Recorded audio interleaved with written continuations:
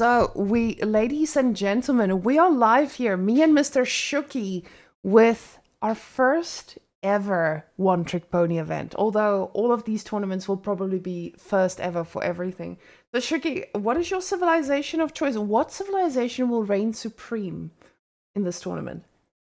I mean, I kind of always have a soft spot for Mongols, right?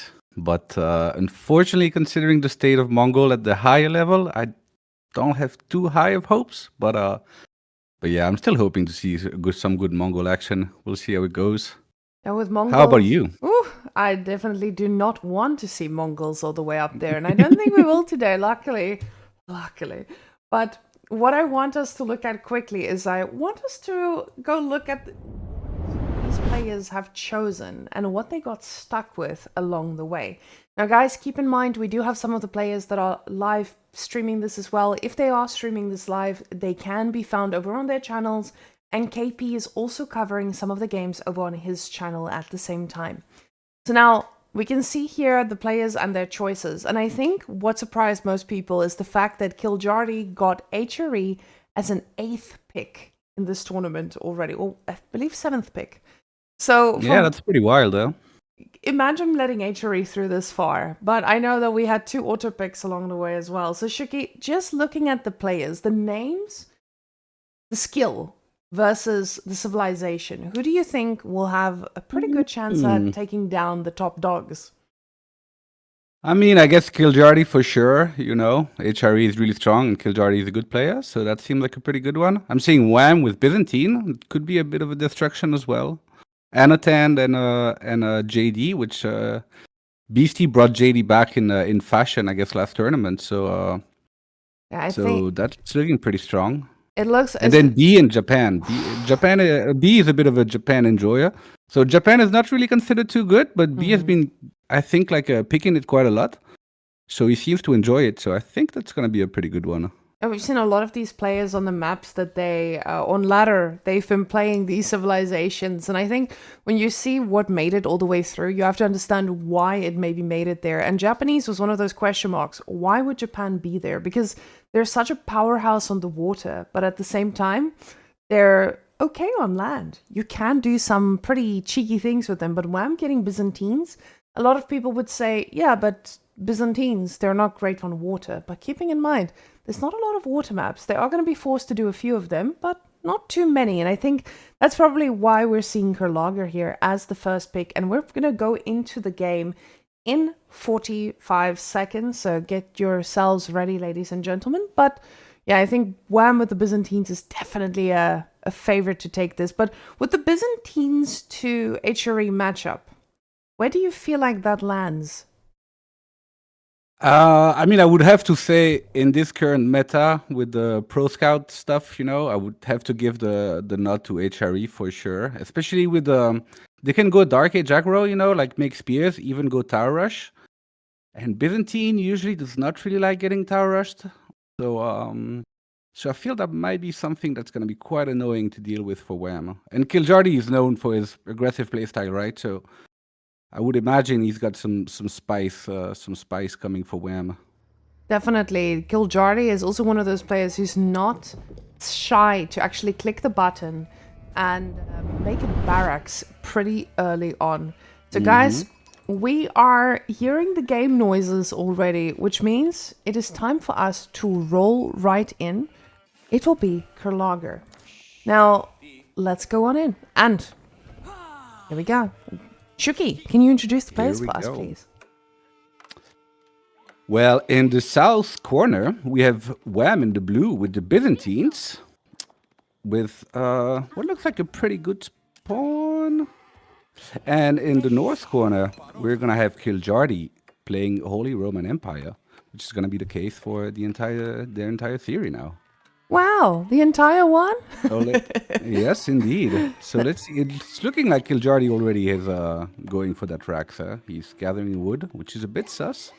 Now, the thing is, this could go one of two ways, right? This could go... Oh, yeah, no, they're going water. Yeah, it's true. There could be water. I forgot. It could definitely be water. It looks like it's water, actually. He already docked. And what we know about this as well is Byzantines, they don't like going for water because with Byzantines, you don't necessarily have any big bonuses on water, and you do want to get to your berry situation as well pretty quickly on. But the problem is with Byzantines, you don't instantly have that aggression, so it's quite hard to punish someone who did go for water.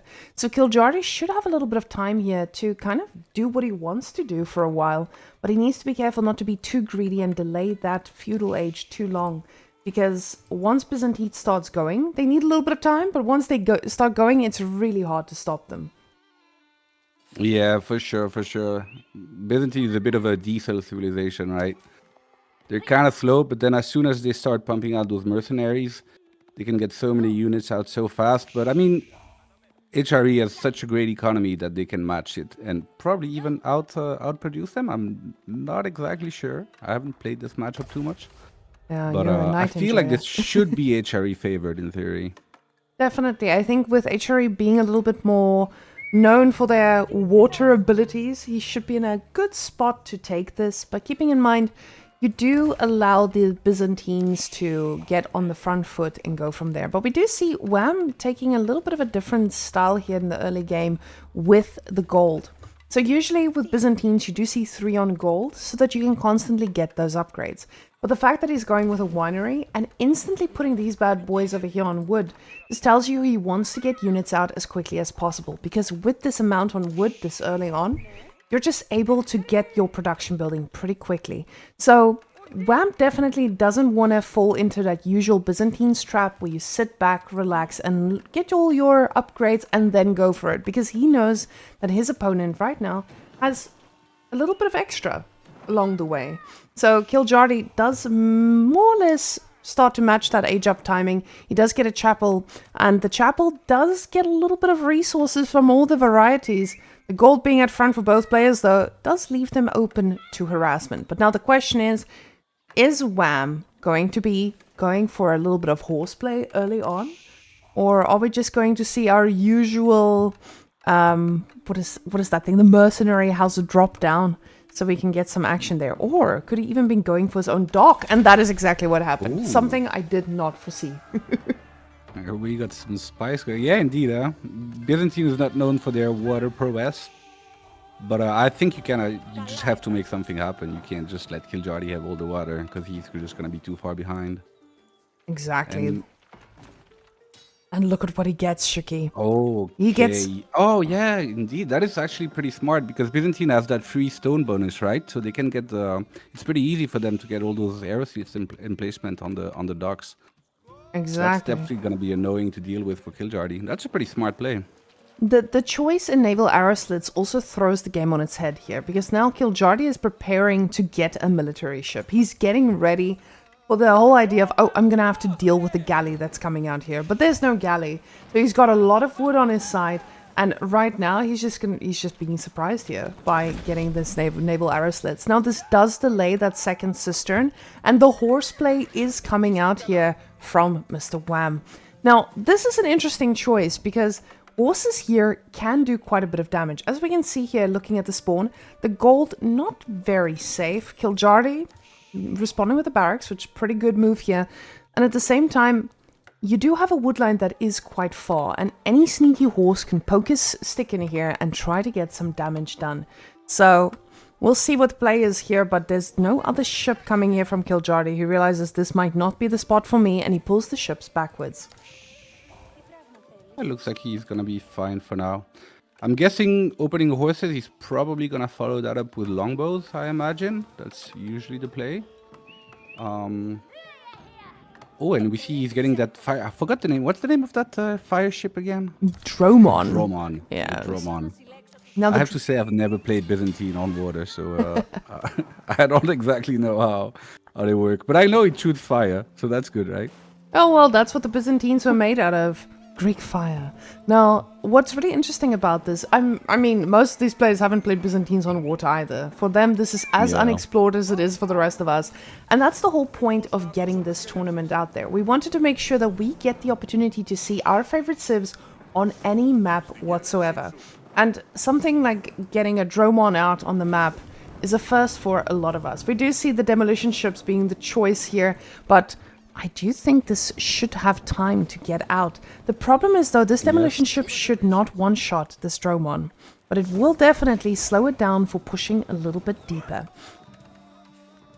Yeah, indeed. Usually, the demolition ship is just going to bring it down to very low life, but it's not gonna kill it. And it looks like, yeah, we got it already. So I'm curious to see if Wam's gonna maybe try and bring a villager to fix it. Ooh.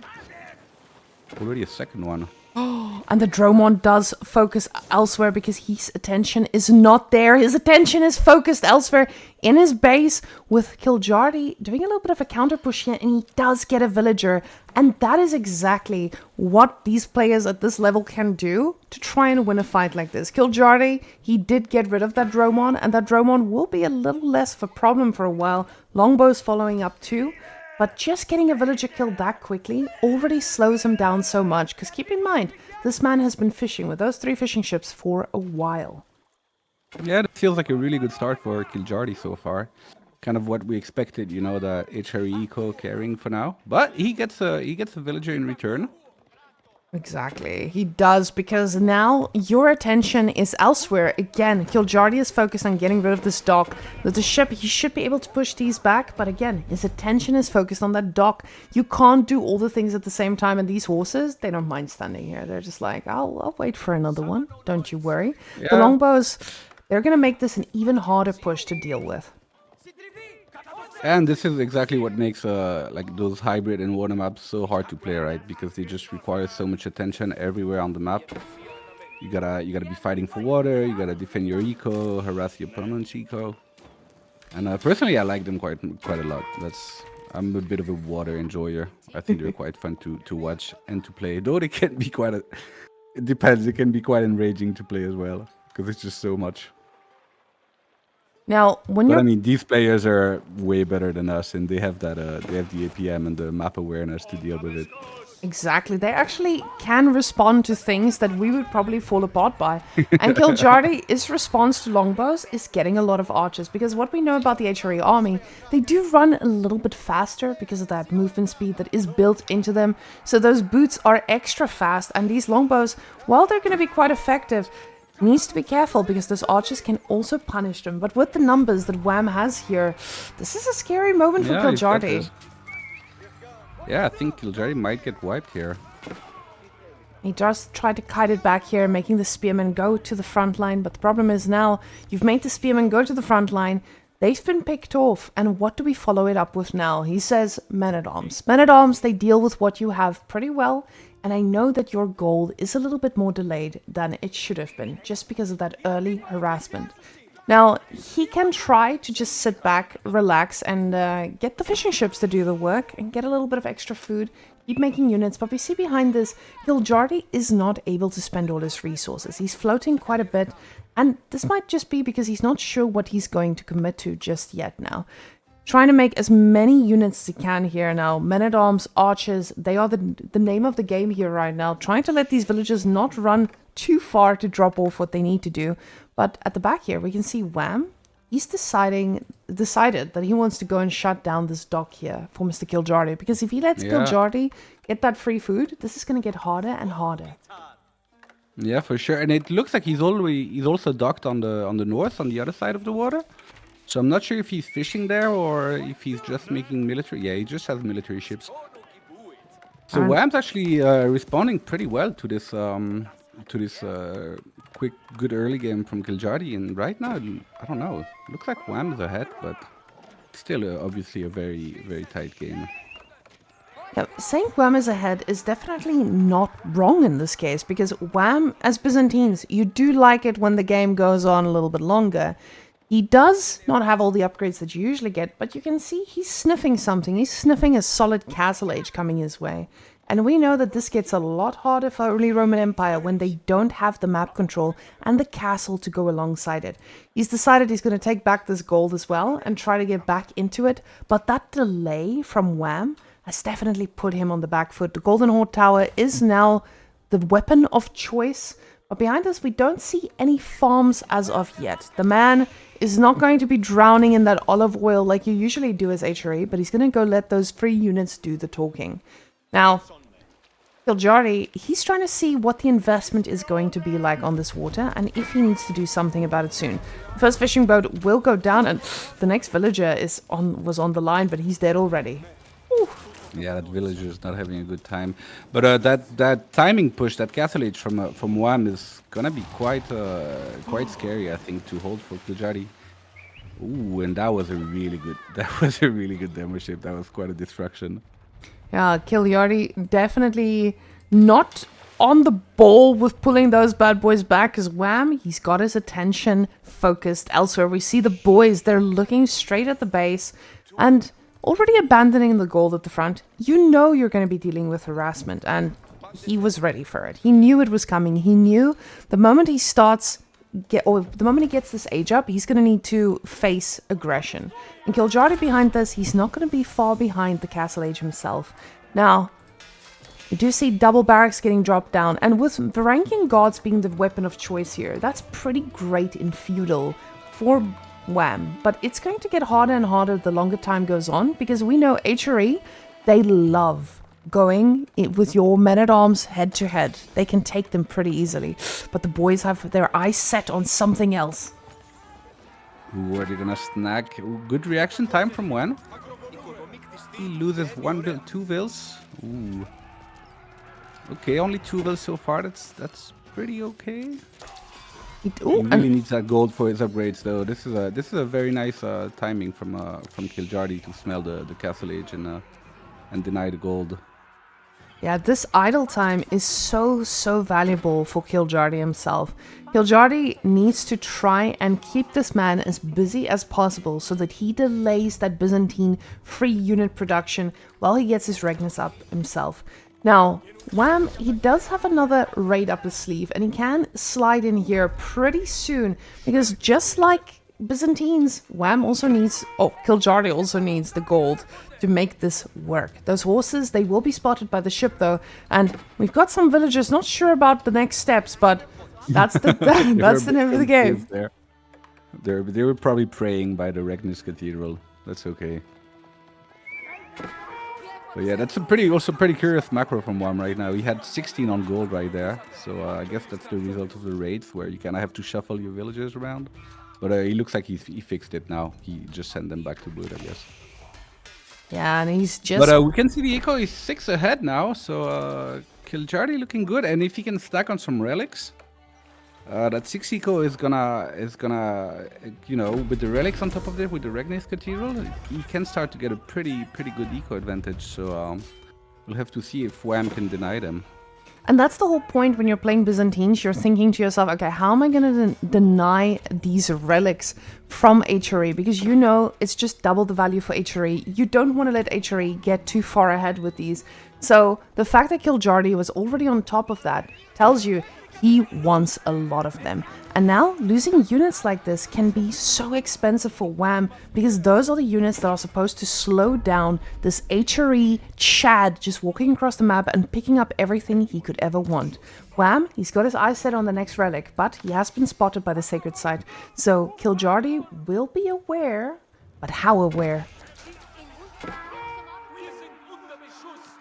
Okay, we got a nice little raid. Yeah, it's. I mean, they're just playing everywhere, right? Like they have units left, right, and that's what we talked about. These maps are just so hard to play because they require so much multitasking. Now, with this army though, it does look scary. If you're any other army, you want to ask yourself, how am I going to deal with this? Especially with crossbows not being in the mix, but.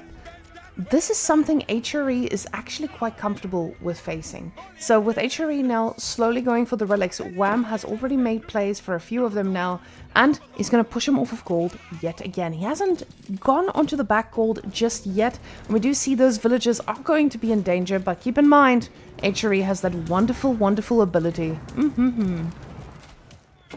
Yeah, that the auto repair thing, I just really hate it. Every time I play against HRE, I'm always cursing about it.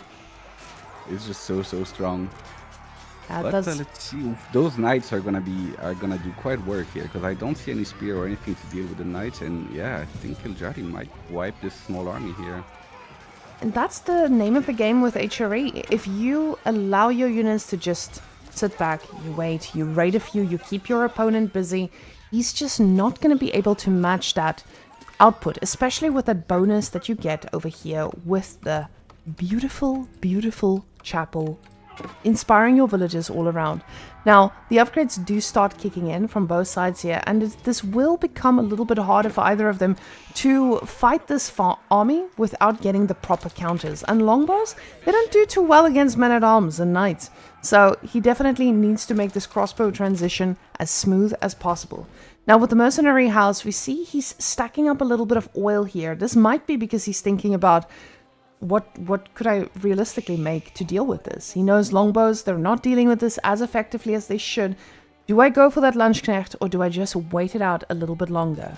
Let's go see what the trade post holds. Nothing with the answer that he needs today. Maybe. Ooh, I don't think we're gonna see some elephants right now, unfortunately. I would love to see it. Unfortunately, it depends if you're an elephant enjoyer or not. I know a lot of people are not really elephant enjoyers. When you get to this amount of army, you can easily chase down anything that tries to come in your way. And look at that poor galley. The galley is trying to do work, but there's not much for him to do. The problem is Wam's army is quite aggressive here, and they are going in. Look at these boys. They just pick up another one. And that is going to be another nice little pickup for Wam, but the army numbers keep ticking because remember, these units are free. They're producing for free at the back here from the Golden Horn Tower. Second TC now being added because Wam realizes he's going to need to get ahead of HRE to actually make this viable. Because HRE, if he doesn't keep making units the whole time and keep denying things, he's going to be stuck with an Imperial Age HRE that does very, very well with waiting. But however, we can see he's only got one relic, so this man should not be too scared. Thank you guys so much for the wonderful subscriptions. I see them popping up in the chat. Corey with the millions, Beastie with the resub, and wait, I missed one more. Voketh as well. Thank you guys so much. Appreciate it so much. Thank you for supporting the channel. We are back, and it's going to be a lot more of this. Now, Kiljardi, he doesn't look like he's going to be that Imperial Age HRE. He's going to be making rams. And we've seen rams. I mean, I don't think he can right now. It looks like he would probably be a bit too greedy right now. But at the same time, you kind of want to go as fast as possible so your opponent doesn't have time to stack too much army. But it's always hard to find the timing to go Imperial, right? But for now, it doesn't seem like he's looking for it. He's just massing units. He's trying to make as many as possible because this farm transition was not as timely as it needed to be. We see a little bit of stone here. Could this be for a few upgrades to just stay? Oh, not upgrades. Look at all that stone. That's the type of stone you gather for a keep, baby. But the battering ram, he's looking at the dock. Yeah, this is looking. This is still a pretty equal game. I would say, huh? No one has really taken like a decisive advantage so far. So it's really it's still pretty hard to say how it's gonna go. And we see that aggressive keep starting to control all those resources like you like to do, Women. And I'm very much a keep enjoyer at the front of the base. The problem is usually when there's an army looking at you, it does get a lot scarier. And these guys are quite a bit. Now the army isn't all together, but it does still pose for quite a risk. The villagers do get pulled back. He doesn't want any of those to get picked off. But the longbows, they might not be this nice for too long. The problem is longbows, again, don't do too well against these armored units. The villagers do go down here and there. And he tries to pull them back. But as the armored units do their front lining, they get to push them back too. Now, we don't see... Yeah, it looks like he's going to secure the keep. But he lost quite a lot of army. I think that engagement was pretty good for Wam. Now, Wam did get some... He does have crossbows in the back, so he can deal with the men-at-arms. He just needed be given a little bit of time to let those do the work, of course. And now he's pushing back. Does this mean he actually does cancel this keep? Because those villagers could also be paying the price. The front line is no longer there. Another villager goes down, and we see that difference already showing. Well, I'm just kind of looking really strong here on Byzantines. He doesn't want to delete this keep. He knows that he's invested so many vills into it. But this is the sunken cost fallacy, and you know you might have to let it go. These guys just chopping a tree. Military numbers, and that's it. The military numbers were just too rough now. That engagement was too good.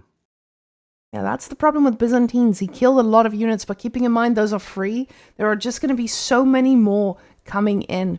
And we can see the game was pretty even, but let's quickly look at that villager count that we had. Kiljardi, he had the early fishing ships. He played to his strengths, but Wam, on the other hand, he knew Byzantines was not made for the water, even though historically they were very much next to the water. So maybe the sneaky plays is what they needed to secure this. And that's exactly what he did. Going for that early aggression, sliding into the wood lines quite easily, and just making sure that his opponent was slowed down.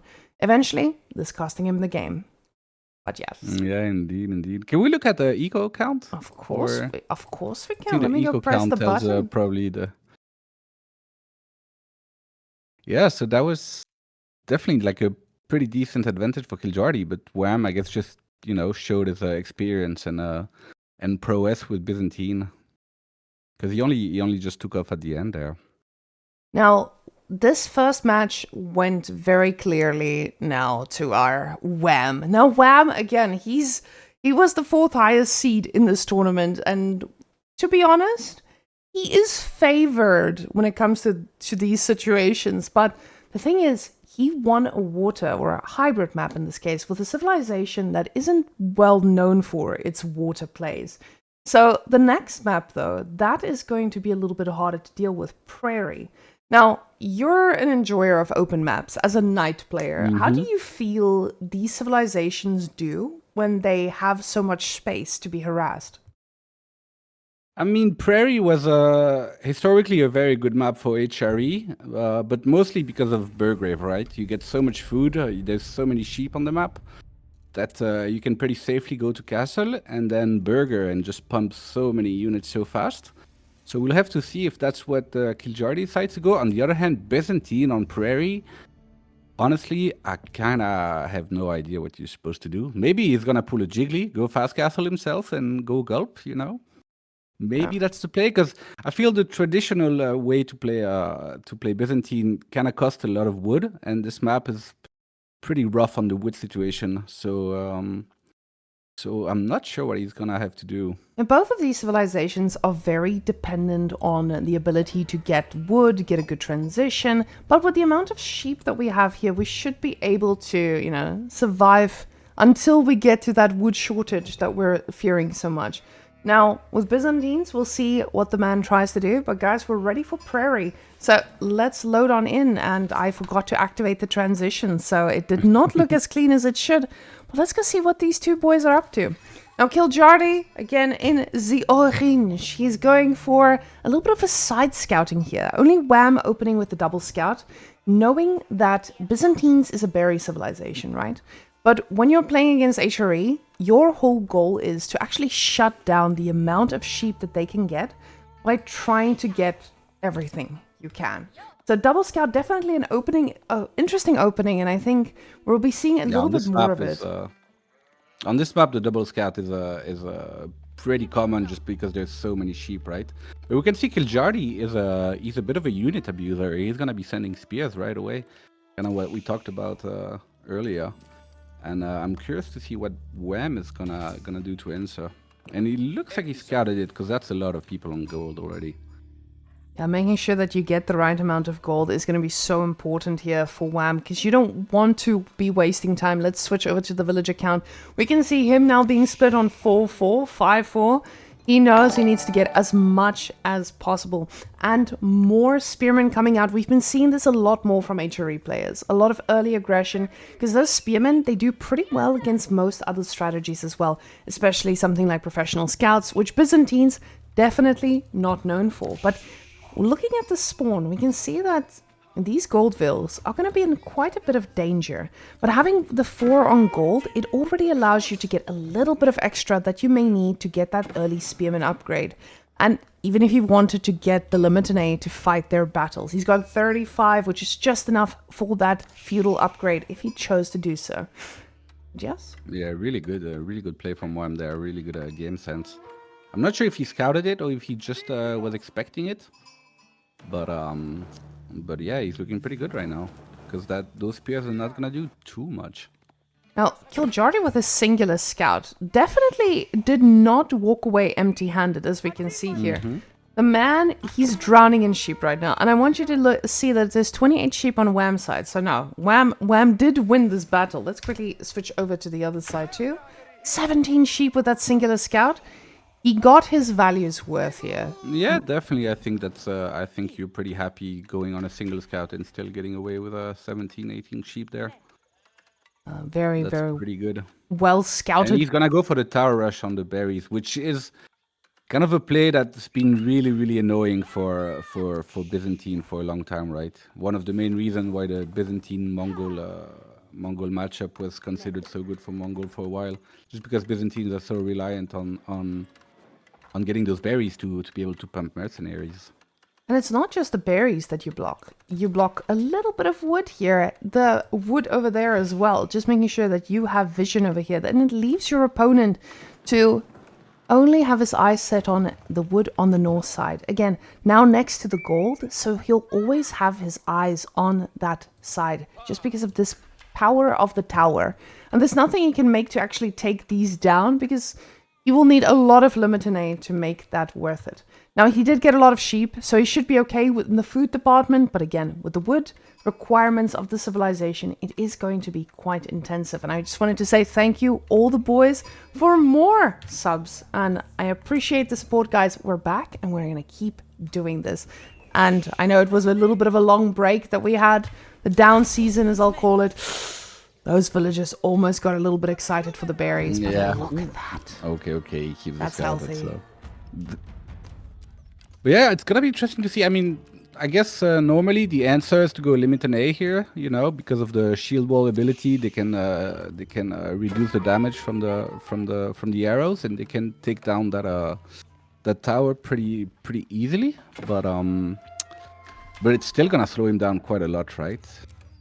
Yeah, this puts you in a weird position, because you can see he's going for archers as well now, and this is not usually what you want to have as Byzantines. Archers are usually that last resort situation, and with this archer, he can go over to Kiljardi's base. Kiljardi, though, he's got a lot of guys on gold here, and when you have 4 on gold, it could spell trouble. I feel like a lot of people, when they put more than 3 on gold, even when they're not inspired, you usually see something like a fast castle, but he knows he's not going to get this for free, because there is a scout in his base, and Wam is not a blind man. He sees that scout. He knows exactly that the man knows what's coming.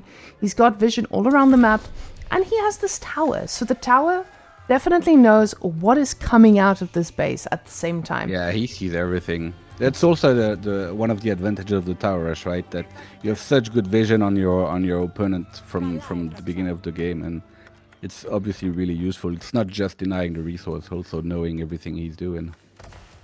So he's going to have all that insight, and he's going to be able to respond to it accordingly. He stopped making spearmen now and gotten some men-at-arms, because as we know, men-at-arms are so tough to handle, especially when you're playing with a bunch of archers and you're forced into a little bit of a suboptimal play here.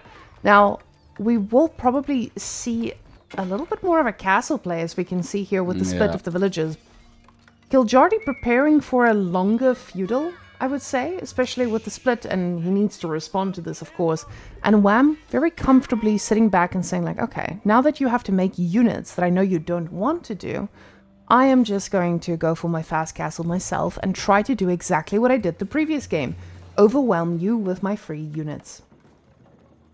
Yeah, I would not expect Kiljardi to stay in feudal too long, but for now he's got quite a lot of wood, so he looks like he's not yet thinking about rushing castle, but Wham's definitely going for it. He's gonna be there very, very, very quick. And I'm curious to see what Wham's gonna do. Is he gonna go cataphract, you think? Like the gulp build, or professional scout? Okay.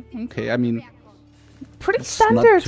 Not too surprising, though. I guess on this map you could maybe say that it's a bit less important because of how many sheep you get, but there's still quite a lot of deer to get on to take on the map. So it still makes sense, obviously. The thing about professional scouts here is he's now invested quite a bit of resources, and it's going to delay his castle significantly. This is a very expensive tech to get. You guys can see that with the resources on the board. He's invested a lot into this, and he's making a lot more units. Horsemen in the queue. We saw this a few times with some other pro games as well. The pro players, they know what to do to keep their opponents in their own bases having to defend. And Horseman gives you exactly that. You get mobility, you get to keep Byzantines in his base so he doesn't send units that you cannot handle. So if he goes for a gold build, I would be quite surprised considering there are no production buildings here. And Wam, he's a responsible castle man. He will not go for something that won't give him that extra bit of boost.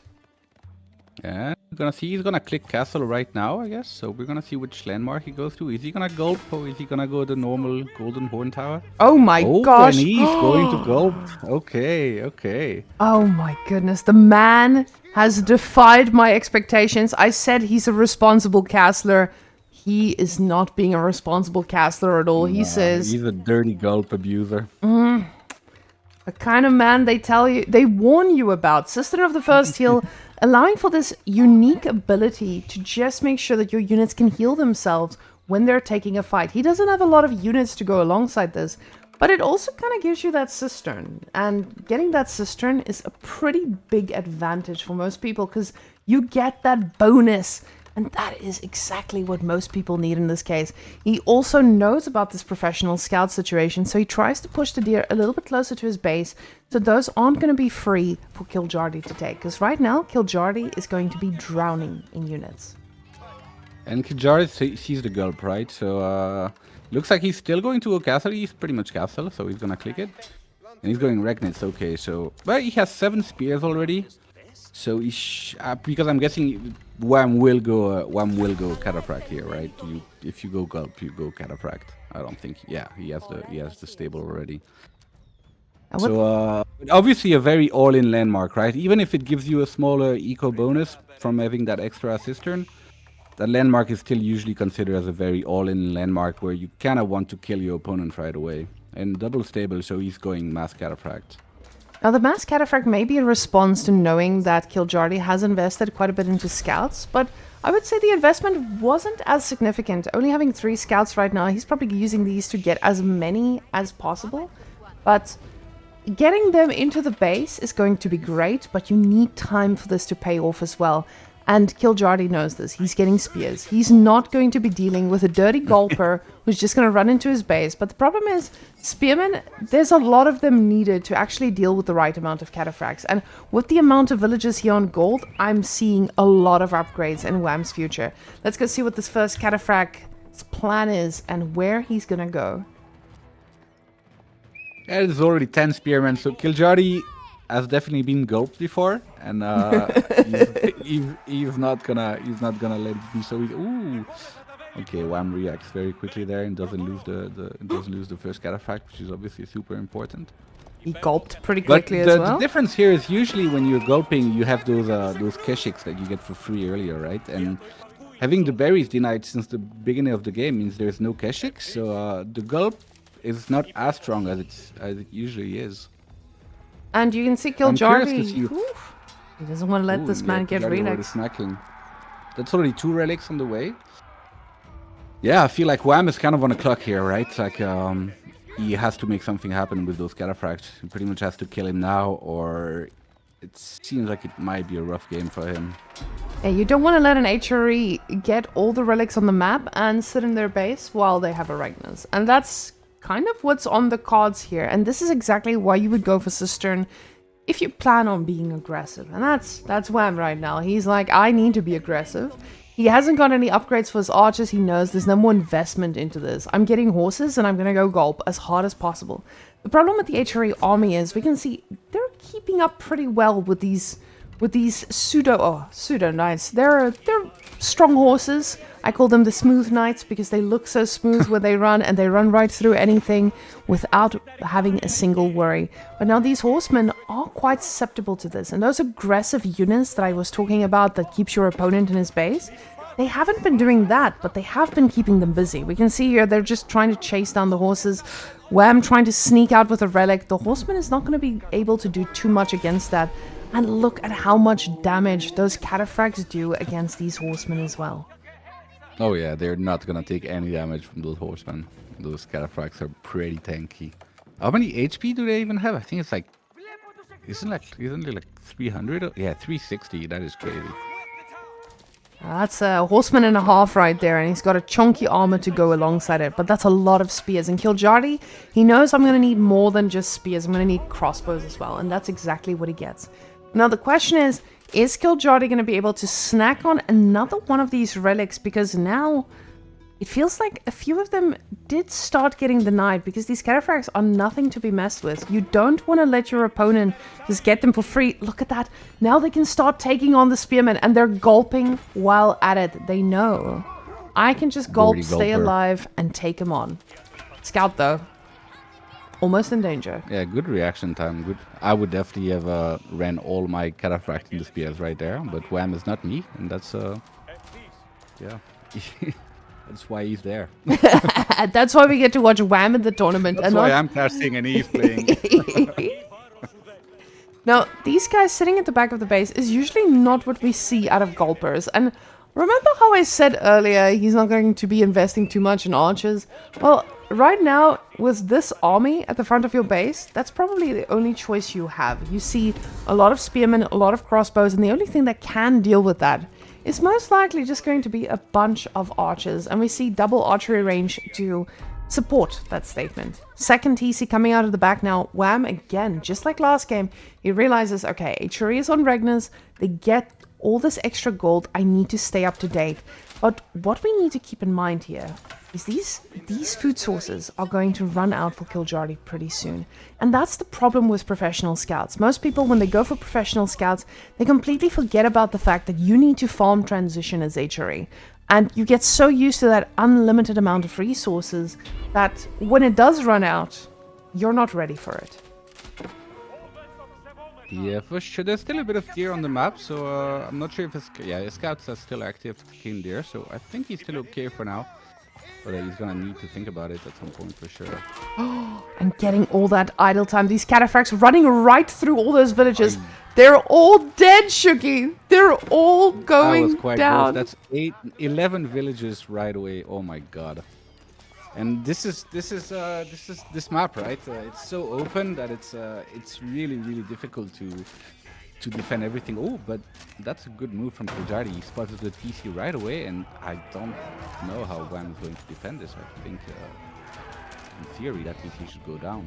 Yeah, the problem is Wam is still ahead on Vils. He's gotten that second TC. It has been a waste in a way, but still, he did get out ahead because of those villages that he picked up, and there might be some of his now in danger. So the army now being on the other side of the map, not really helping his case over here. He's trying his best to pick off a few, but just like Kiljardi's villages were out on the map, it's Wam's turn. He needs to go and find some safe resources as well. Yeah, and the military numbers are still very much for Kiljardi here. So Kiljardi should be able to find some damage in return. But we'll have to see how he does it, because Wam came back with the cataphract at home now. He's not raiding anymore. So let's... that would be a really good pickup for Wam. If Wam can clean this half army here, that's kind of like alone in the back of the base, that would be really good for him, and he would be in a very good position after that. Now, the problem with most of these raids is whenever you go out on the rest of the map, it does get a little bit harder to keep track of everything and get your armies together. And he knows his armies are not together. He knows he might lose this. These guys are gulping. He doesn't want to lose any of these units. But at the same time, he needs to make something else happen, because he knows he lost a ton of villagers and he wasn't able to return that to Wam's side. Yeah, he definitely has to make something happen now, because that was a lot of eco damage from Wam. But yeah, those military numbers are scary, and they're pretty much the perfect counter to what Wam has. So I don't know how Wam is going to defend this. He's gonna have to really massively outplay him here. The system of the first heal is not a landmark you want to lose here at the front. You need that bad boy over here to keep that army, the villagers inspired as well. Keep your eco bonuses. But the cataphracts are in a little bit of danger. However, they do take a little bit of a punch, I would say. These guys are living very happily at low HP. They should be able to replenish themselves soon. But Kiljardi does have the army numbers now. He can make something happen. even though Wam is ahead economically, he doubles down and he goes for yet another TC. He says, I need to get ahead. I know what's coming with HRE. And you can always just fall back and be very, very comfortable going in later. Yeah, but those military numbers keep looking scarier and scarier. It's 62 to 21. I think if Kiljardi just gathers his entire army, I really don't know how Wam is supposed to hold it. The blacksmith also gets shut down. We haven't seen any of these mangonel towers being made that we know destroys most people and most armies because oh my god, he's invested so much into those second TCs that he has lost, or the first one that he's lost, the second one now online and slowly getting a farm transition too, but he doesn't have anything to spend the oil on just yet. 1,000 oil in the bank. He's thinking about it, but he needs to be patient about this. And not lose his units instantly. Let's go see what the mercenary... No mercenary camp, yeah. He hasn't even decided on his yes. contract yet. He still hasn't cleaned the tower in front of his base, by the way. Which is pretty interesting, right? Because like we see like at our level of the ladder, usually when you tower something, the first thing they want to do is clean that tower. But we can see that better players, they're just like, yeah, whatever, I'll just keep playing my game. There's a tower in my base, I don't care. Yeah, he's going for the alternative food sources because he knows there's just going to be so much invested into killing this tower. I could have been using my units a little bit more effectively. And that's exactly what he does. We now see with the amount of units when we get longbows as the choice here today, that's going to be quite a bit of longbows coming out of this because we had so much oil stacked up, but it does take a little while. We see here he's also got building damage taken decreased as the bonus on the cistern, which means these units are going to take a little bit longer to pop out.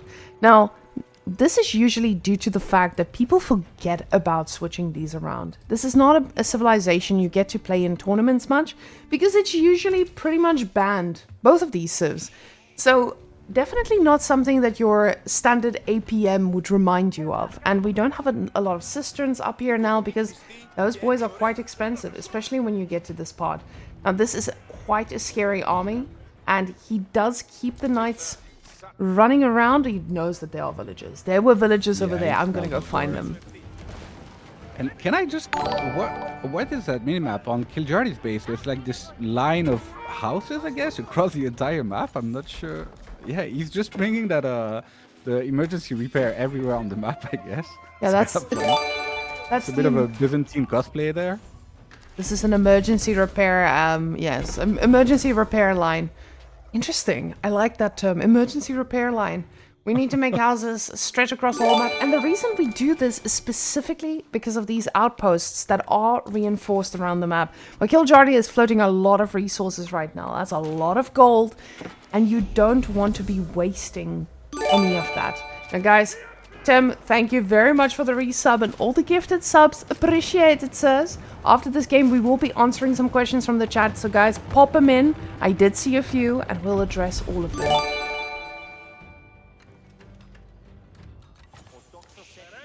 Wam's kind of like equalizing those military numbers a bit. They're not looking as bad, but it's still very, very strong advantage for Kiljardi here.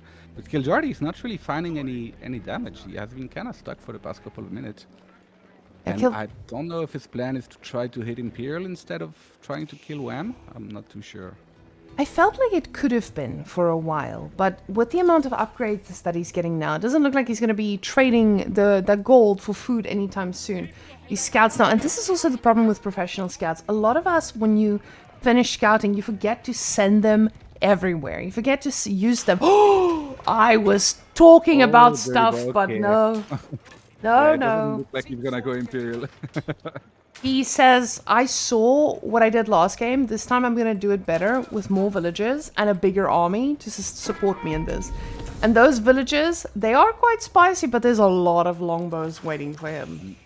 Yeah, you kind of need to be careful. Okay, he's bringing his army because I saw him like run down with his army there and he's kind of leaving his villagers alone, but he's not going to make that mistake. Okay, let's see what happens now. He's got very good military numbers still. The villagers definitely will decrease the numbers if he's not careful, and he's trying to distract him by going elsewhere too. And this is now going to be a little bit different from the previous game because the army numbers are so significantly different. The previous game, when he tried to do this, it was pretty neck and neck. And now it's pretty much in Wam's favor. Oh, in Kiljardi's favor. So he feels confident about this keep. But if he loses this whole army, it feels like... Oh, I was gonna say, never mind. Wam says, I've had enough. This is it. Thanks, chiefs. I'm out. We don't need any more of that. Yeah, really good game from Kiljardi there. And starting from the Tower Rush and then Pro Scout, Castle Age. And yeah, that Gulf wasn't really able to find... I mean, he did find damage, right? He found those 10 villages there, but that just wasn't enough because the military numbers were just so good for Kiljardi in the end. Being able to Pro Scout all over the map, he still didn't go farm in like 23 minutes. So yeah, it's just really hard to deal with. And we can see that dent in the graph definitely motivated Wam to be a little bit more aggressive. He tried to... It definitely motivated Wam in his idea that, hey, I can build another TC, I can sit back, I can get ahead even further. But Kiljardi knew, if you kill my villagers, I need to kill yours. And these little raids, the idle time that came out of them, definitely kept him alive in all of this. And we could see with the military that he had on his side, this was going to be a very, very tough situation to be in. So... we do have the same as we had before with Anatan and Louis there at the top. B taking down Cat, though. Now, this was the matchup that I actually wanted to watch as a backup, because I know that for many people, B versus Cat is most likely one of the matches that we've been looking forward to. It has been a match where a lot of people were unsure if Cat is actually dominant enough to take over B, because B hasn't been showing such a strong, I don't know, performance in any of our STR tournaments happening at the moment. But Japan takes down China. It happened. And Japan being a pretty good hybrid civilization, they should do pretty well going into the next one. Demu and... Ooh, let me make that one nice and big so I can see what happened here. With Demu... Oh, Demu going down to Baltoon. I thought this was a Demu victory. Unfortunately for Demu, he also did not get to pick a civilization. He got randomized, and Baltoon prevailed on his French. French is seen as a civilization that's in a really, really good place right now.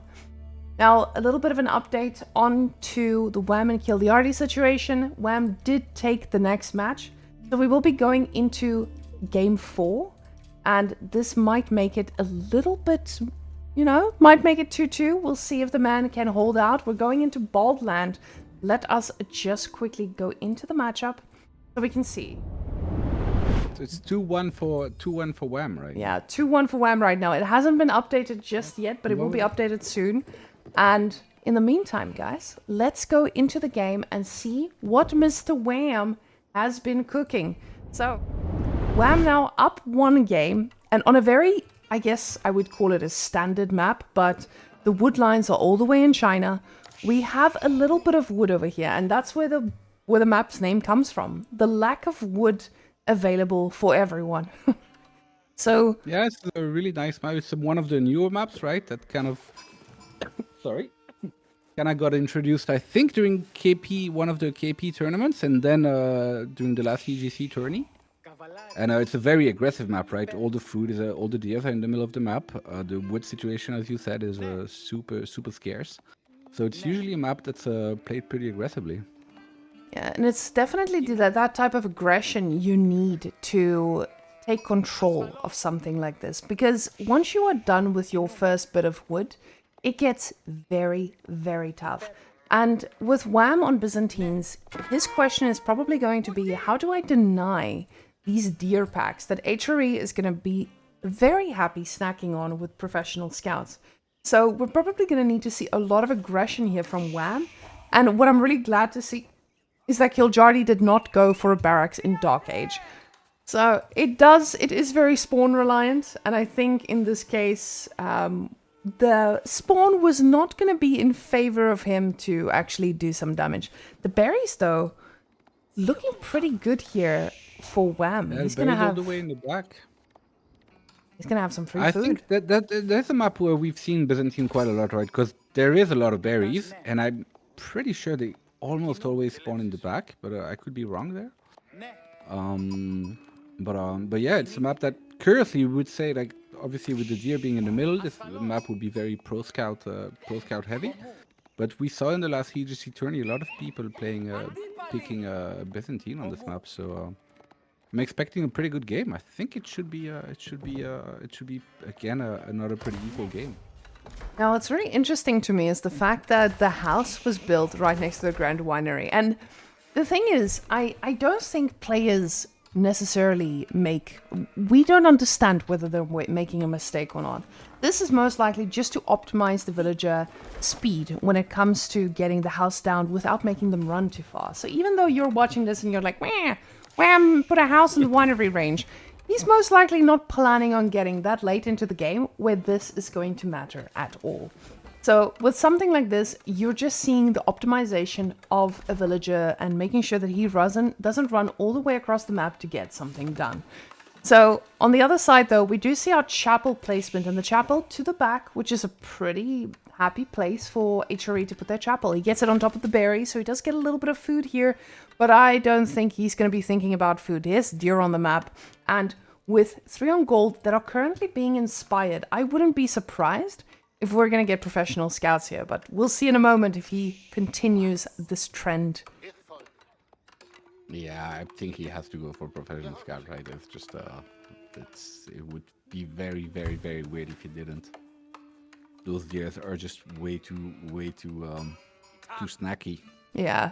Now, usually people are a little bit scared to go professional scouts not on all maps, but on some maps when the deer pack is behind the base. But because these ones spawn very easily, it's really nice to be able to pick them up without any problems. And you also have those tiny deer packs here that you can snack on. So usually you only get 4 big deer packs on a map, and this one is a pretty happy map to have that on. And instantly professional scouts gets chosen.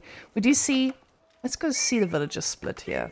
A lot of villagers on wood, yes. This man is going to get his stable at the speed of light, and he's going to go and try and pick up everything he can. Now, with the guys over here, he does need to be careful. There is a raiding spots here from both sides, and it's going to be quite easy to slide in. And Wam already has that on mind. He knows professional scouts are coming. He is making Eliminaton because he needs to try and deny something. But the problem is, with this amount of deer on the map, he's going to need a lot of Eliminaton to cover those packs. But we can see Wam actually clicked professional scout also, so he's not gonna play the standard Byzantine play, which is to ignore it and just try to deny it from your opponent. And he's just gonna snack on some deer himself. Now, even though the problem is Byzantine doesn't get the same bonuses, right, from the deer. Byzantine is a berry enjoyers; they love to get that oil, and the deer doesn't give them oil. So, or if it does, just give them very little. I'm actually not sure. No, they don't get any oil from the deer. You get nothing, right? Yeah, you get nothing. So, it's not I think Byzantines prefers to go on berries because of the oil, right? But when you are seeing the buildings being placed inside the Grand Winery, you can see this man might be switching it up. This is not necessarily bad for Byzantines, but Byzantines, they just love getting that free oil, but they don't need it. They could just go for normal food as well and just make units like any other civilization. Now, when you're playing against HRE, you're always wondering, like, okay, is the economy lead just going to be too hard for me to handle?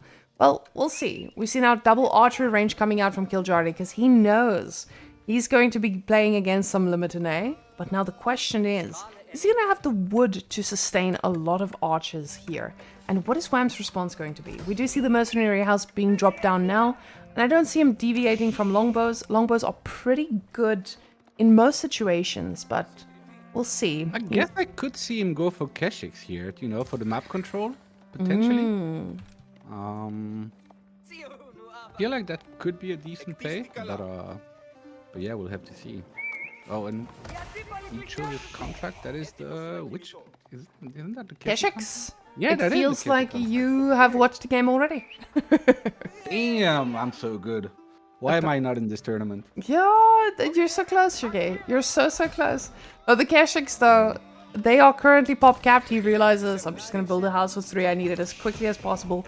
Keshiks really want to get those on the map, but you don't want to lose them. But when you're playing against archers, they're very happy to take that trade. He does pick up the deer, and again, it's not just about him getting deer, it's about him denying deer from the other side. Even if you don't get the bonus, just it feels from having watched the games from the last tournament, it's like, yeah, you can deny the deer kind of a little bit, but it feels like at some point later in game you will end up having to lose them. Like there's just no way to deny them for the entire game unless your opponent makes a major mistake. And I'm not gonna expect a player like Kiljardi to make major mistakes.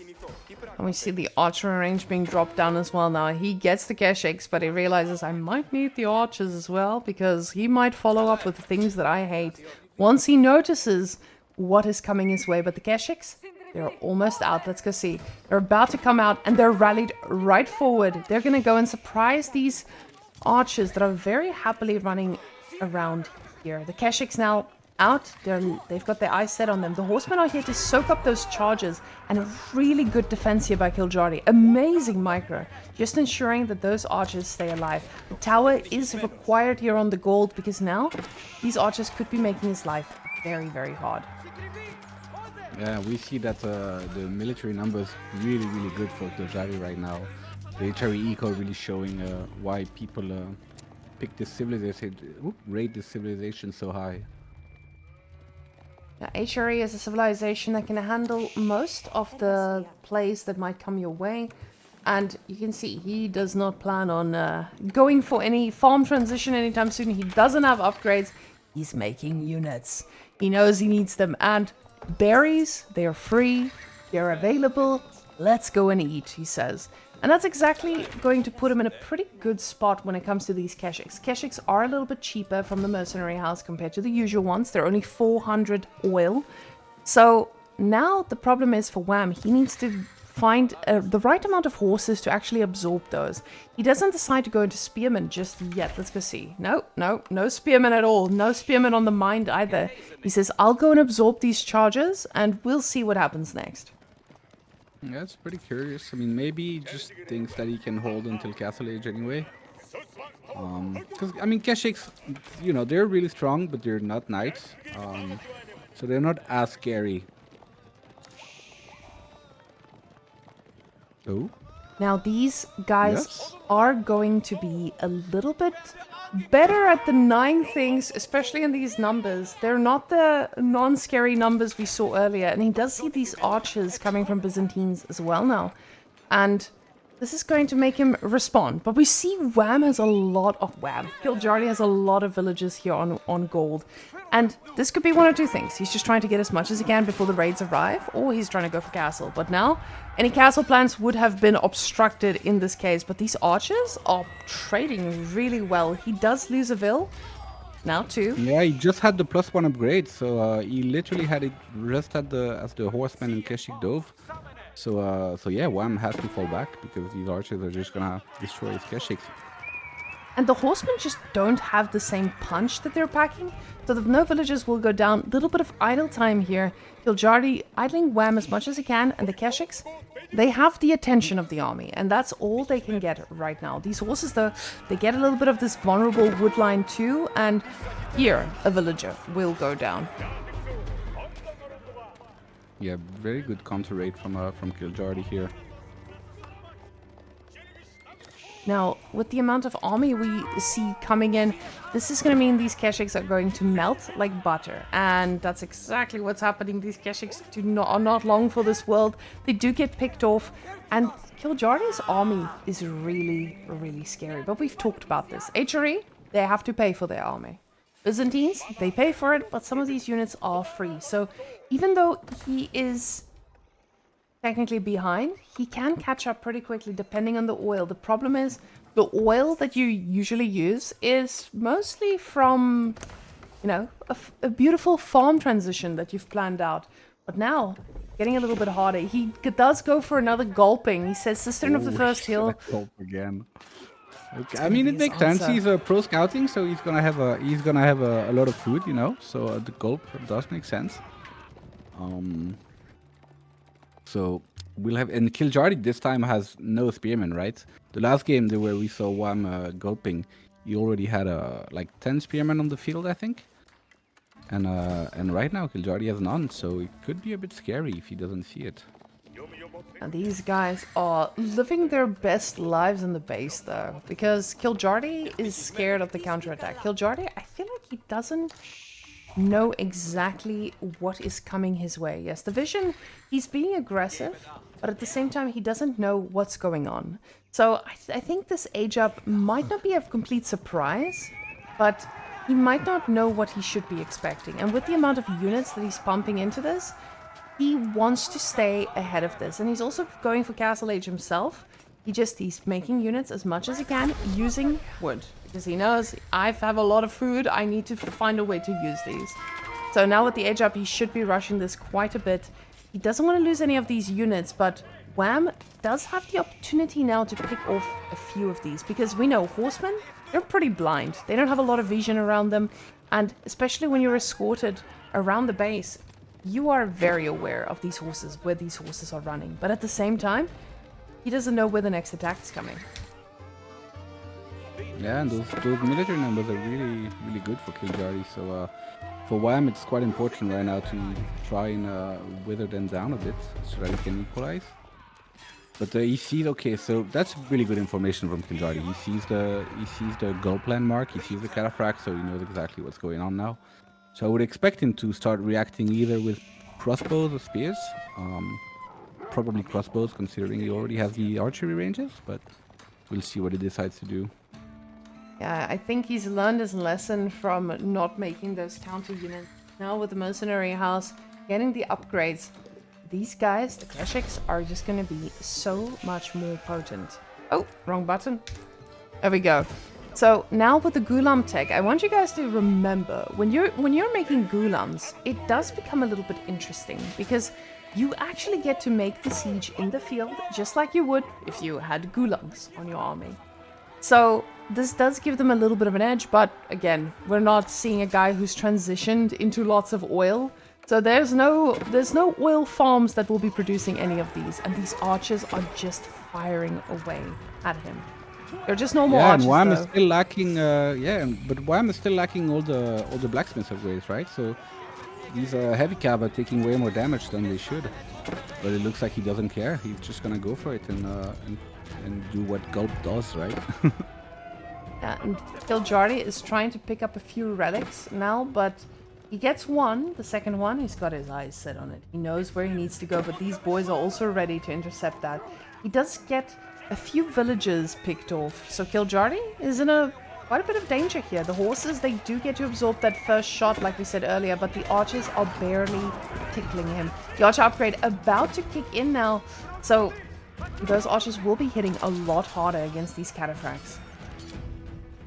Yeah, for sure. But the Gulp, he still only has 3 crossbows on the field, so still scary. But those numbers are still really, really, really good. So it looks like Wam is. I was gonna say it looks like he's pulling back, but no. That's the thing with the Gulp landmark, right? It's the same thing as the Prairie game. You kind of want to do your damage very, very fast, because if you can't kill your opponent right away, it just loses its entire value. These guys are not really getting the gulp value that we've seen from them before, and there's just more cataphracts in here. The archers in these numbers actually dealing quite well. They're gulping. Gulping is not enough. These archers are just doing so much damage. Like you said, with the military upgrades, you're not allowing your units to have that full firepower that you needed them to have. So now with the outpost here, there are no upgrades to secure this. There are no way for you to handle a very chunky army like what is approaching you. He does get the +1 in time, but he needs time, and it doesn't feel like he has any time. Yeah, +1 is just so. I don't know if he's using the biz bonus, you know, the system bonus that makes you research faster. But it looks pretty slow right now, so I don't think he is. But yeah, and now there's already 12 crossbows on the field, so the Gulp is losing value every second. And Kiljardi's position is looking better and better. And he's gonna secure also 3 relics, apparently. So this is starting to look a bit like a repeat of the Prairie game. Looks like experience is showing for Kiljardi in being aggressive. Now, Wham, he does have his +1 now. He tries to save one of these by gulping. Oh, he gulps another one, but the arrows are just doing too much. Although these archer numbers are getting less and less, the horses have started charging and they are just going into this mass. But at the same time, the scout is going to see what's happening over here. The gulping is paying off. Yeah, but it's... Yeah. I mean, those cataphracts are getting value, but they're almost getting one shot with this mass. So he actually doesn't really have the time to gulp enough. And I think Kiljardi is going to be fine. And as we can see, the military numbers are looking pretty rough for Wam right now. Even if it's cataphracts, you know, they're worth more than your normal military. But 40, almost, 39 to 8, it's not too good. It's already telling you the story of a struggle. And now with the Grand Winery, he's going to be able to gather a little bit of oil here. One of the guys not... Oh, there we go. He was reminded by himself, like, hey, we should probably think about this, putting him in. And he's going to get a little bit of oil to help him get ahead. But again, this is not going to be easy for him. And it feels like Kiljardi, he knows what he's going for. He knows that, okay, you just keep getting cataphracts. I'm going to transition this archer mass that I've had, and I'm going to turn it into something a little bit better, and that's going to be crossbows. I say a little bit better, but it's a lot better. Yeah, I'm liking this position more and more for Kiljardi. Kiljardi is getting a pretty solid mass here, and this might be, I think, the first game that we have a 2-2 situation on our hands if Kiljardi can keep this up. Wham's charges need to do a lot of damage, and they need to land perfectly for this to go his way, because these numbers are not scary enough. He goes for crossbows himself and gets horsemen in the mix too. He realizes, okay, this army is going to be mostly crossbows. I need to get something that doesn't die instantly to those numbers, and horses are going to be able to handle that pretty well. Yeah, kind of curious to see him go for crossbows right now, but I guess crossbows are just a good unit in general, right? But there's really not much that you can counter with it, so a bit curious choice, but Wham knows what he's doing. Wham definitely knows. Every single calculation in that head is working overtime at the moment, because he realizes, he's like, I need to get a wheelbarrow. My villagers are not running fast enough. I've been raided. It's time. But these villagers on the berries maybe gave him that wake-up call he needed. Like, hey, I should probably get them somewhere safely and fast. Now, with the stone... Yeah, the classic 20-minute wheelbarrow. I think that's the Tim build. The Tim build. Is that not just a misclick build by Tim? Now, these cataphracts are going to be able to get some value here, especially considering that tower can only has 5, and there was no one planning to go into that tower. The upgrade does get clicked. He realizes, I need to make my base safe. But the Keshiks are also doing so well against the horsemen here. This type of support that you have on your stone is going to give you the time you need to make your base very safe and very well transitioned into farms. And again, on Byzantine side, we were not planning to be here. We were planning on gulping, and we did not get our gulping done. So now the transition needs to begin, and it's not going to look as pretty as it does over here. Again, Kiljardi's position just looking very strong.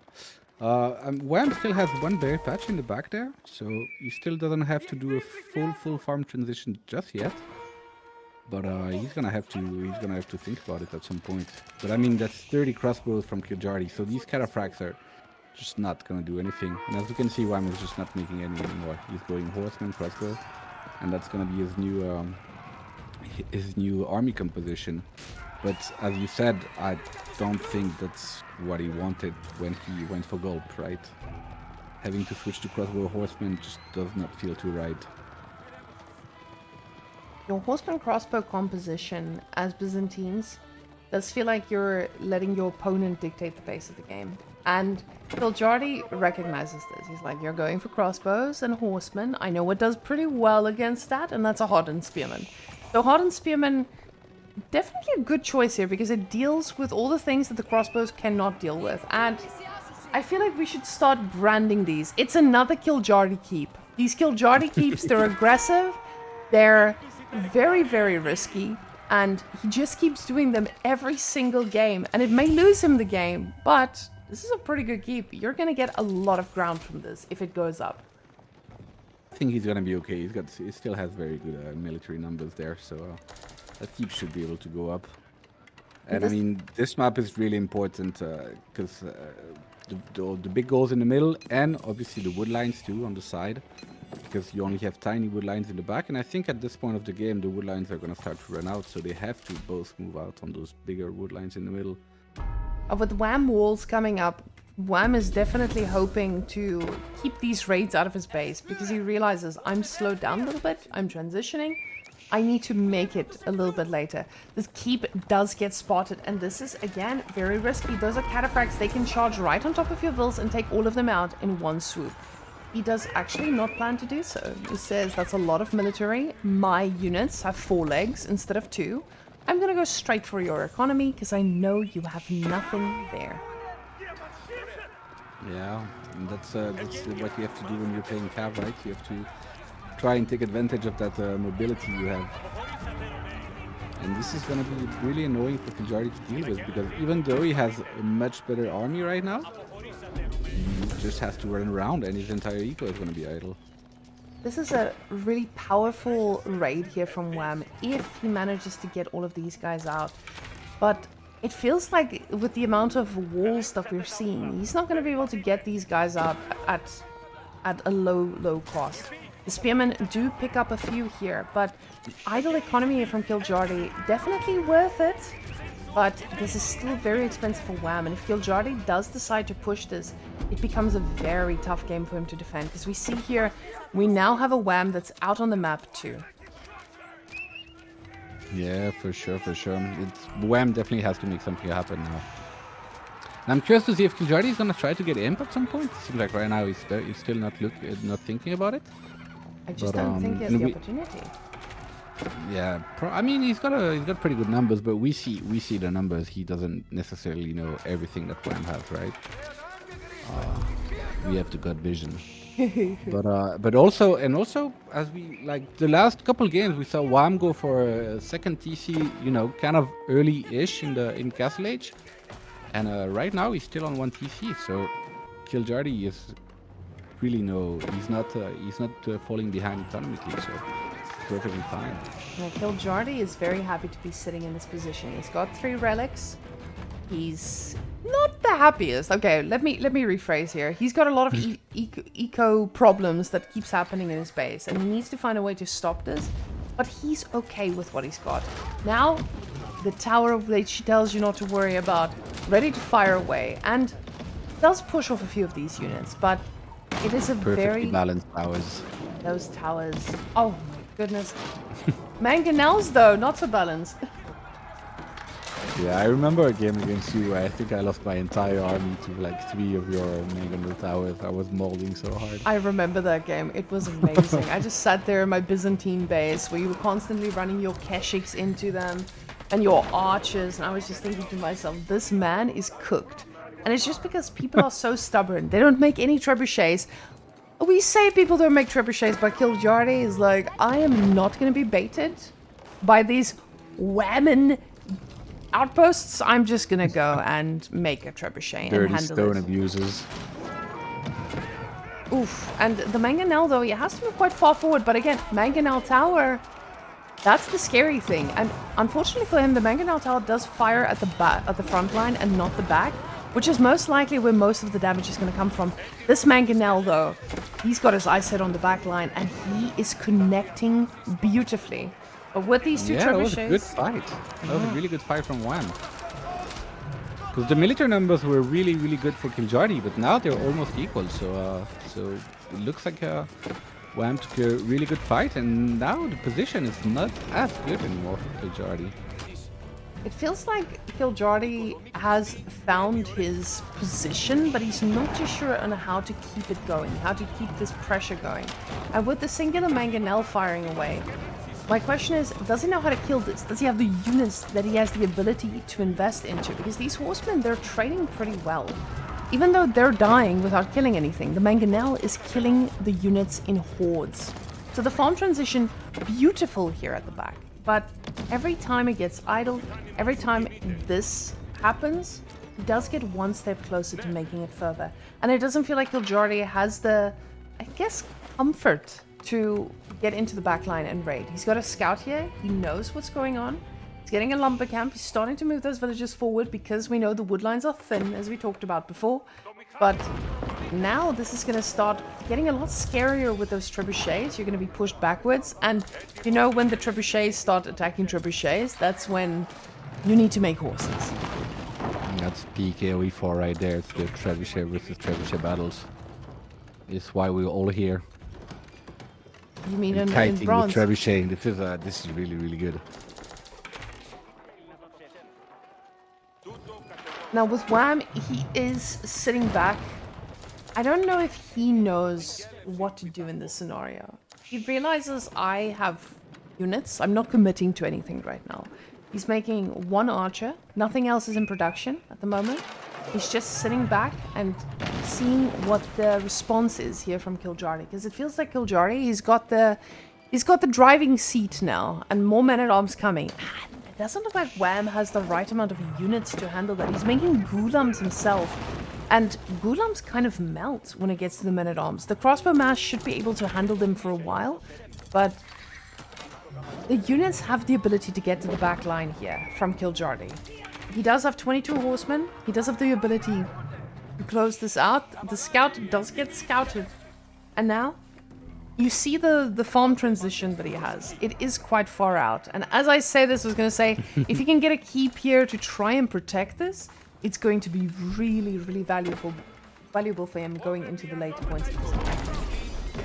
Yeah, Wam has played this map a lot before, so he knows how to play it, and he knows he's gonna need a keep to defend that wood line. What I'm just... But the military numbers are looking very equal now, and the pop is fully equal, so it looks like Wam has kind of weathered the hardest part of the game, and now I really don't know who's gonna come out on top. What's really interesting to me in this scenario is that the markets that we just checked, they do have camels. We do have desert raiders here. And I feel like this could be such a good addition here to Wam's army. But again, because he doesn't get to play Byzantines ever. This is not a civilization you get to practice with because people are always going to be banning it. So with that, you put yourself in a situation where you might not even check the markets. I think a lot of us, when we're playing Byzantines, we sometimes forget to check these markets if it's not your main civilization because you're like, okay, what is the point? But getting desert raiders between all of this could benefit so much in terms of the composition that he's facing. But now, I mean, it seems like he stopped making horses now. He tried to use this to get a little bit of idle time, and this is a pretty scary army, but it does give Kiljardi all the information he needs. And he tries to save his horses alongside this. More mangonels on his side too. He doesn't mind fighting a little bit of a Zerg army. Yeah, and it's really, we're approaching the 30th minute now, and we still have no player in Imperial, which is pretty surprising, I guess. Like most HRE games kind of tend to reach Imperial a little bit earlier. But yeah, right now these guys have no intention to be really, they're just pumping units and fighting to the middle. And we can see this now with the army and the micro of thereof. The mangonels, they're trying to get some really decent shots here.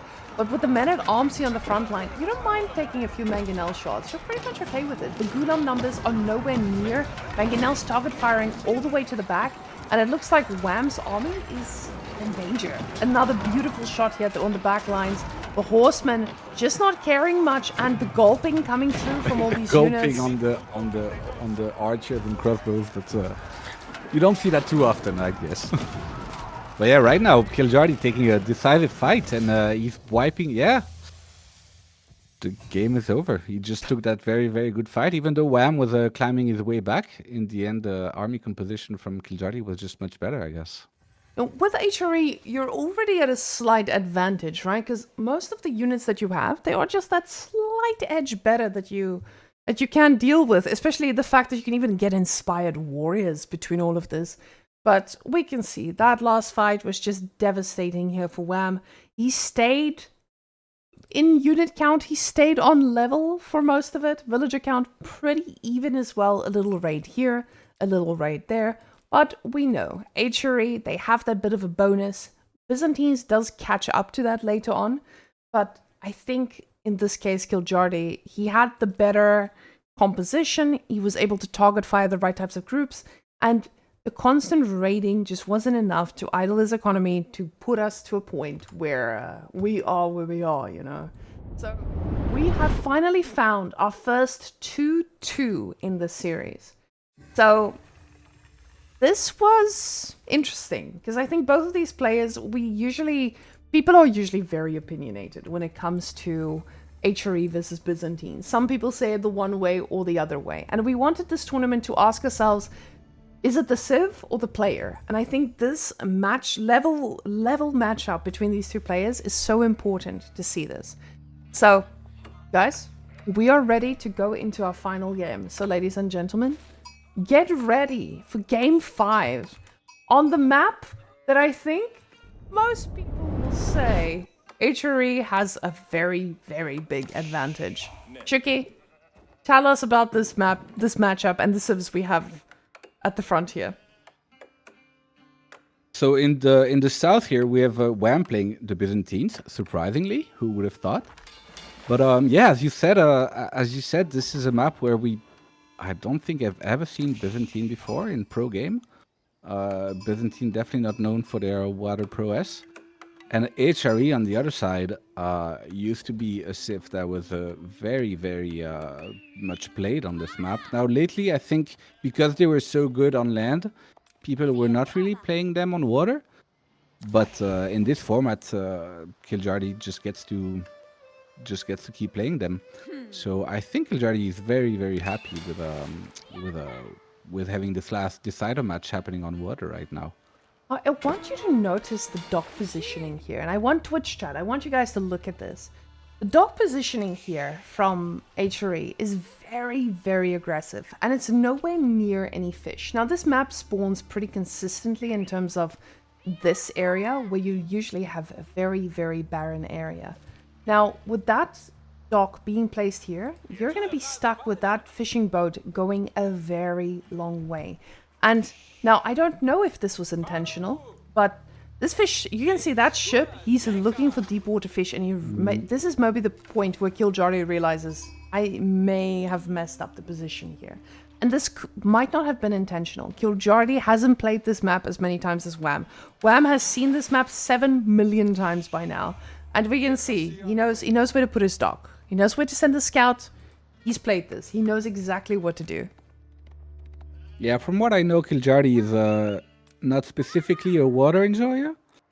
So indeed, I would imagine that Wam has a much more experience on this map. And yeah, right now that it might not seem like much, the fishing ship being so far away, but that's actually a pretty good advantage for Wam. His eco is gonna be that much better. Now, with Wam getting a little bit of olive oil as well, we know, like we said, it's not a civilization that's played on water much, but they don't not benefit from it. This is actually a nice opportunity to see what Byzantines can do on water. Now, this is why we were talking about what is going to be the difference. Is it going to be the player or is it going to be the civilization? I think this right now is one solid example of it being the choice of a player that might be giving Wam the advantage here.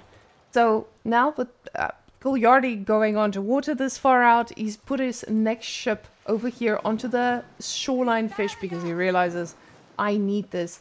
Pop kept for a few moments there, so ship is a little bit delayed, but he's still in the clear. This is not game over, of course, but it does put Wam in a pretty decent position to survive this.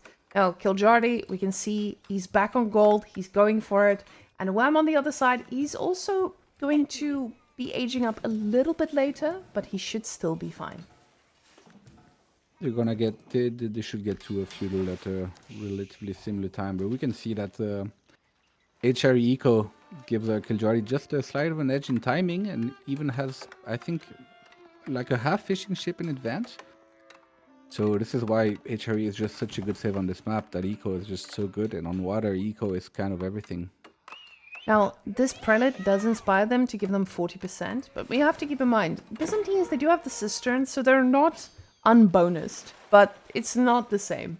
It's getting a 10% bonus compared to a 40%, but Wam realizes I am going to do what I know people do not prepare for, and that is make units very early on. And that's something that I think a lot of people have been seeing with something like French as well. Whenever your first landmark spawns units, it does change the game significantly. You now force your opponent to invest in something other than boats. Kiljardi is going to need to find a way to actually make units, and that's most likely going to be the thing that goes to his downfall, on water even. So you save on this production building that you have to make, and you're going to have a horseman that can slide in anywhere here, push you off of gold, and get on top of the wood. It's not going to be safe forever. Yeah, Kiljardi is definitely going to need to answer this. And I mean, you know, this Hippodrome landmark is not played too much just because the other one is just so good, right? Giving you those free merc. But on this map, obviously, you're not gonna be gathering too much berries, and you're not really gonna need food with your villages. So it makes sense to go for the other one and kind of try and force the issue. Now, the thing that I want to point out to you guys is Kiljardi, he realized now, oh, my fish are all the way in China, but at the same time he says, I'm just going to make a dock even more aggressive. And he's going to try and win this water. Because he realizes, hey, if I have a dock here, my military ships are going to be that much more closer. But let's go see what the first horseman can do. He is going to be able to slide into the wood line. Let's get a tiny charge off. And another hit, but keep in mind, you can even heal up these villages pretty quickly with your prelate. Yeah, that's true, but I don't think we've seen a barracks yet from Kiljardi, so for now, Kiljardi is just kind of hoping his defenses can help him withstand that, but I think he's gonna have to answer at some point. Getting that horseman is such an important pickup for him, because the moment there's more than one, things get really scary really quickly. And we can see now these two just looking at another opportunity. We have one villager that's quite low, but none of them going down. So not getting any advantage from this just yet. And Kiljardi getting that wheelbarrow is going to mean that those villagers are going to be able to survive a little bit more, because they will be able to run away. Now he does get a few ships onto this side. Mr. Wam is going to do his best at taking these on. But again, we haven't seen Byzantines on water. We have no idea what this will mean for us. Yeah, it's mostly because of those Dramon are just considered to be not really good, right? Because they're just a bit awkward to use. But oh, okay, we see Wam going for an outpost there. Wam is definitely looking to put the pressure. And with him focused on the water, he doesn't see this counter tower. The spearman is also ready. He's completely focused on the water, and playing already at an advantage or disadvantage on water. This is going to be so hard. The villagers do get pulled back. The spearman will go down, but this emplacement that we have here on the beautiful on the nice dock. snipe, very nice snipe there. But yeah, it looks like those vills are gonna have to walk back. I was thinking maybe he could try and go on the other side of the wood line, but looks like he's got no intention of doing that. Getting back into the woodline is going to be especially hard, because he's playing against 3 spearmen. And 3 spearmen, they can defend against most horseman raids coming your way. So right now, he's going to need to try and think, what am I going to be doing with my fishing eco? What am I going to be doing with the land to try and stay on level with this? Because I know HRE is ahead. I know HRE has a stronger economy this early on. And he's got the towers too. Yes, I got quite an investment from him to involve himself in these tower shenanigans, but I need more to happen. And Wam, floating a lot of food right now. He's getting his first longbows now, because again, when we're delivering food from fish, you know that they are also getting a little bit of olive oil, so it does give them that bit of a boost. Now let's go see what these Dromon are going to be able to do. Keeping in mind they do have Byzantines fire, so they are able to AoE damage as well, I believe. But now he has to be careful with this demolition ship. Demolition ship coming in. It's going to be demolition ship against demolition ship. Very good hit. Oh my god, double hit from Wam. That's really good. And he might be able to finish off these ships now. And all of a sudden, the drummer not looking too shabby. Being able to target fire 2 of them. Are the Dromon OP, chat? Is Byzantines just busted? I think Byzantine. I mean, I think I remember B whipped them out in a tournament. He played Byzantine on this map. I don't think it went too good for him. I don't exactly remember. But yeah, Wam is looking pretty good right now. And I'm not sure if Kiljardi has he even scouted the longbows, but those 5 longbows are also going to need to be answered at some point. The problem with those 5 longbows is there's not a lot in his arsenal that he can use against him. Even though you are the HRE, usually you have a great advantage with your units, but this is going to be hard. But the problem is that's a lot of demolition ships, and Kiljardi could connect on these and get a pretty solid kill. The problem is I've never seen what Drummond can do against demolition ships, so maybe they'll be okay in these numbers, especially when they start charging at them. But now the boys have arrived, and all of a sudden this is going to start getting a lot hairier. So we're going to be using control groups to go and have a little bit of vision on both sides. Kiljardi using some fishing ships to this as well. Let's go see over here, the longbows doing their work, and at the same time Kiljardi trying to split his attention while Papipo is very comfortably doing so. Oh, Papipo. Wham. Sorry, Wham. Yeah, but that's a lot of demo ships, and Wham has to be pretty careful there. Okay, manages to push them back. And Wham, honestly, getting a few cheap shots in here. Really, really good work here by the man. He does an amazing job at actually getting his value. Now, with Wham's attention being split, he is not able to snipe the villages as much as he wanted. And at the same time, let's go see the Drummond. The Drummond are firing real hard. The ships do get target fired. The galleys doing amazing work. They do get some connection on the galleys, but the galleys don't take much damage from demo ships. Yeah, and this is why this map is just so hard to play, right? You have to have your attention everywhere, and it's on water. If you're not looking for 1 second, you can lose your entire army. But so far, both players are looking pretty good. Even though I would say Wam is definitely showing his experience there right now and looking better on land. But that HRE still is carrying. The thing is, I feel like Wam is putting just enough pressure to force Kiljardi to spend every bit of his resources. While at the same time, we can see where he's heading. He's going to castle. And I don't think he wants Kiljardi to know that just yet. So with this amount of pressure, Kiljardi won't be expecting this. He'll be like, oh, okay, what just happened? So now we see the villagers moving all the way on this side, just making sure I keep getting enough wood, slowly transitioning to castle. Going to heal up the ships because those demo ships can take them out pretty quickly. And he did do a little bit of eco damage, took out a fishing boat, got a little bit of idle time. So Wam still making units, but not making it too sus. Oh, look, Akratoy has been activated and villagers trying their best. Forget about Akratoy. Yeah, I think actually those villagers can actually probably take their army. Akratoy being just so good. But yeah. Kiljardi just walks away, and I guess he's gonna come back in 30 seconds when it's on cooldown. Now, what we can see here is this is a lot of fishing ships just bringing back to base. We have villagers, a lot of them on wood again, and this amount of villagers on wood does not give anything away. It feels like this is the amount of villagers you need to make your opponent believe that you're committing to feudal. And behind this, Golden Horn Tower has been selected. Now, Golden Horn Tower, for him, I would say it's a really surprising choice after what we've seen with the gulping. But at the same time, he's done this before. He knows how to play these different strategies and adjust to it. And that's just going to keep giving him those free units. And we know what's coming up next. Those Landsknecht are so good. We've seen people perform magic with those. So let's go see if the Byzantines can perform a lot more. It looks like he had enough of the gulping, because the 2 gulping games we saw didn't go too well for him. So I'm not too surprised to see him go for the other landmark here. Even though you would think that the gulping and the hippodrome landmark go together quite well. And just like that, we now have castle. And now let's go see what the first upgrades are going to be. Because Kiljardi now realizes, oh, I need to either fight this or I need to go castle myself. And he decides to fight. You can see he's making a lot more units. There's no upgrades queued from Wam just yet, so none of these ships will be extra spicy. Very surprised to see that. He's got the gold in the bank.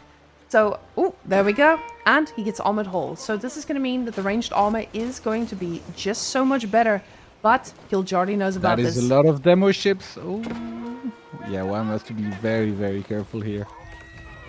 Still waiting for his upgrade. And at the same time, we see that raid coming in because Kiljardi knows, again, I have to do damage. This is now the time. He does snipe out a few of these demo ships from Wam, and we do see one of his going in. Does not make a perfect connection, doesn't do any damage there, and the demo ships don't make their full connection, but they're on top of the fishing ships as well, and not Really much good goes micro down. from Wam yet. He loses some fishing ship, but it's still very good micro because this is kind of a desperation push from Kiljardi, right? Even though he's gonna be castled in a bit. I think Wam is pretty happy with how this is turning out, and now his upgrades have kicked in. Yeah, this is So I'm expecting Wam to go for the counter push. problem is now with those aggressive docks, you do get the units so much closer. Oh, and these demo ships are looking for some victims, but he won't find any just yet. Wam does get paused for a moment there while the Burgrave gets chosen. And we're finally going to see a burger here from HRE, I think. Tricky, I was feeling kind of hungry, so I'm really glad to see we're getting some of the most delicious things served here. We have a burger, we have fish, and the question is, do we have enough food to make units from this burger? We should have enough food on this map.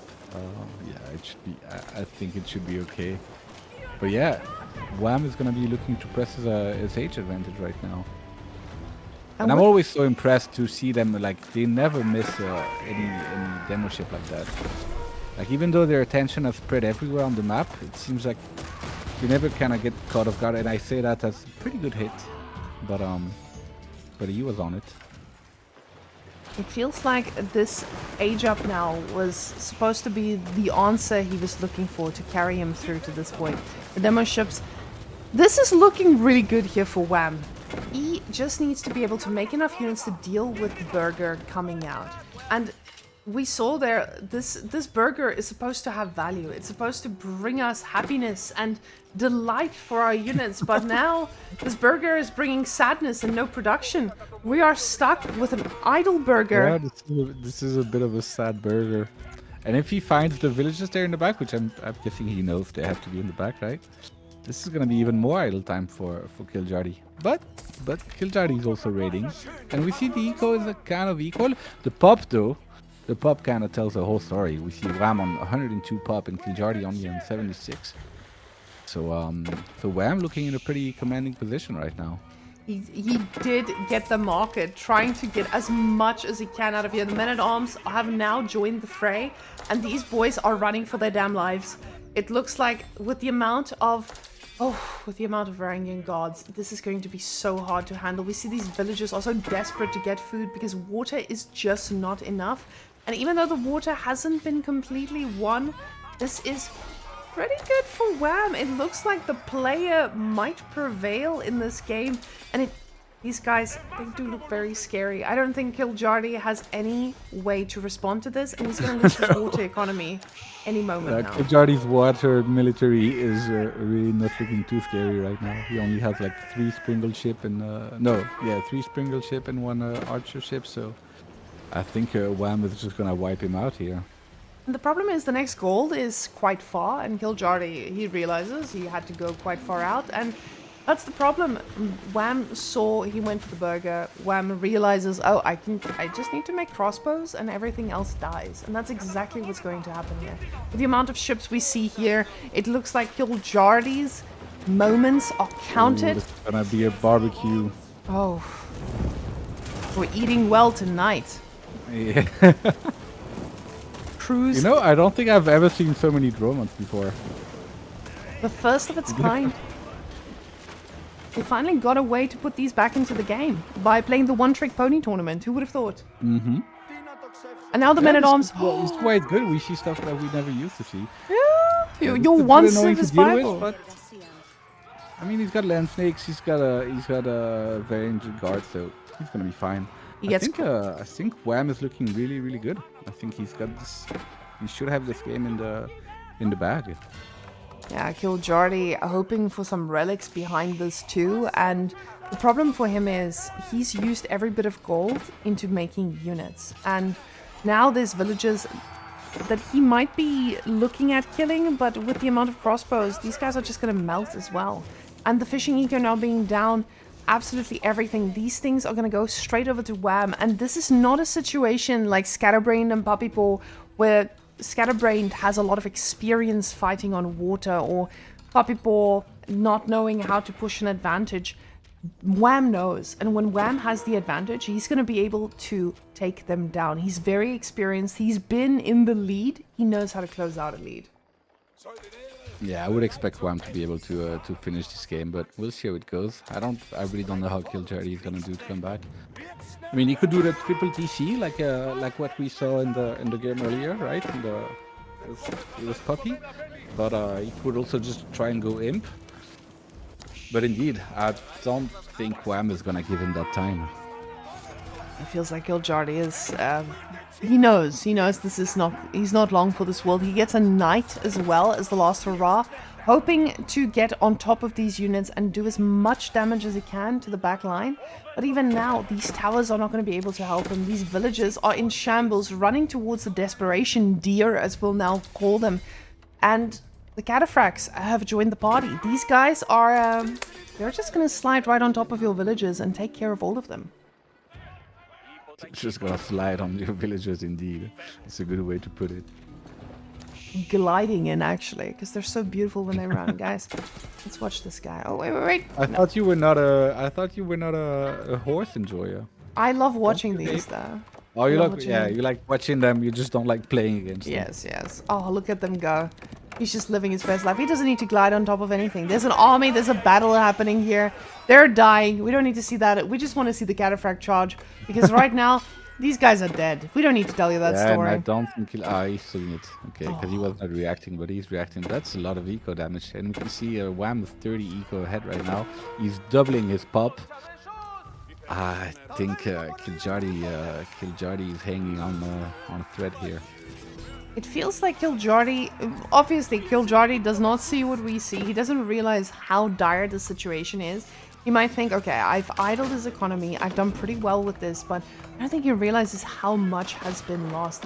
This has been an amazing raid from him as well, but the amount of units that are now going to collapse on top of these vills, this is where you're going to call GG, and you're going to say, wow, Wam really deserved this. An amazing performance here by Wam. He was outmatched, outdrafted, and just showed us it doesn't matter about the map or the civ.